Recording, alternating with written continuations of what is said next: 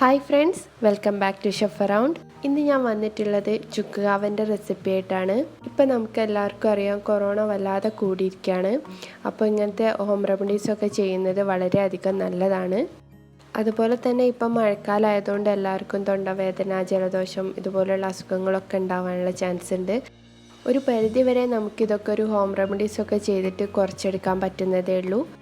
അപ്പോൾ എങ്ങനെയാണ് ഈ ചുക്ക് കാവ ഉണ്ടാക്കുന്നതെന്ന് നമുക്ക് നോക്കാം. ഇതിനു വേണ്ടി ഞാനിവിടെ കുറച്ച് ചെറിയ ഉള്ളി എടുത്തിട്ടുണ്ട്. ഇതൊരു 10 ചെറിയ ഉള്ളി ഉണ്ടാവും. ഇതിനൊരു പ്രത്യേകിച്ച് കണക്കൊന്നുമില്ല, നമുക്ക് ആവശ്യമുള്ളതിനനുസരിച്ചിട്ട് എടുത്താൽ മതി. പിന്നെ എടുത്തിട്ടുള്ളത് ഒരു കയ്യിൽ കൊള്ളുന്ന അത്ര കുരുമുളകും അതുപോലെ തന്നെ ചുക്കുമാണ്. ഇത് രണ്ടും ചെറുതായിട്ടൊന്ന് ചതച്ചെടുക്കണം. അതിന് ശേഷമാണ് നമ്മൾ യൂസ് ചെയ്യുന്നത്. പിന്നെ ഇതിലേക്ക് എടുത്തിട്ടുള്ളത് കുറച്ച് കറിവേപ്പിലയാണ്. കറിവേപ്പില എടുത്തതുപോലെ തന്നെ കുറച്ച് തുളസിയും ഇതിലേക്ക് എടുത്തിട്ടുണ്ട്. ഇതും ചെറുതായിട്ടൊന്ന് ചതച്ചെടുക്കണം. ഇനി നമുക്ക് എങ്ങനെയാണ് ചുക്ക് കാവ ഉണ്ടാക്കുന്നത് നോക്കിയാലോ. ആദ്യം ഇതിലേക്ക് കുറച്ച് വെള്ളം തിളപ്പിച്ചെടുക്കുകയാണ് ചെയ്യുന്നത്.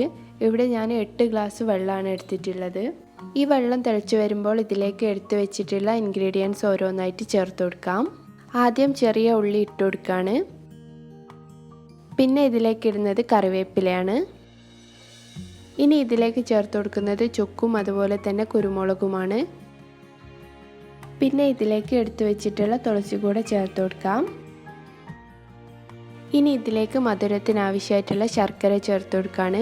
ഇവിടെ ഞാൻ 2 ശർക്കരയാണ് ചേർത്ത് കൊടുക്കുന്നത്. ഇതിലേക്ക് നമുക്കൊരു 4 ഗ്രാമ്പൂ കൂടെ ചേർത്ത് കൊടുക്കാം. അതുപോലെ തന്നെ 1 ടീസ്പൂൺ മഞ്ഞൾപ്പൊടിയും ഇതിലേക്ക് ചേർത്ത് കൊടുക്കുകയാണ്. ഇനി ഇത് നന്നായിട്ടൊന്ന് ഇളക്കി കൊടുക്കുക. അതിനുശേഷം ഇതൊന്ന് കുറുകി വരുന്നത് വരെ നന്നായിട്ട് തിളപ്പിച്ചെടുക്കണം. ഇവിടെ ഞാൻ 8 ഗ്ലാസ് വെള്ളമാണ് എടുത്തിട്ടുള്ളത്.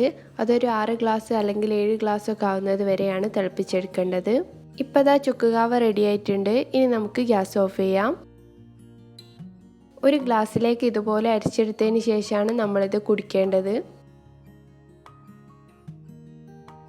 അങ്ങനെ നമ്മുടെ എഫക്റ്റീവായിട്ടുള്ള ചുക്ക് കാവ ഇവിടെ റെഡി ആയിട്ടുണ്ട്.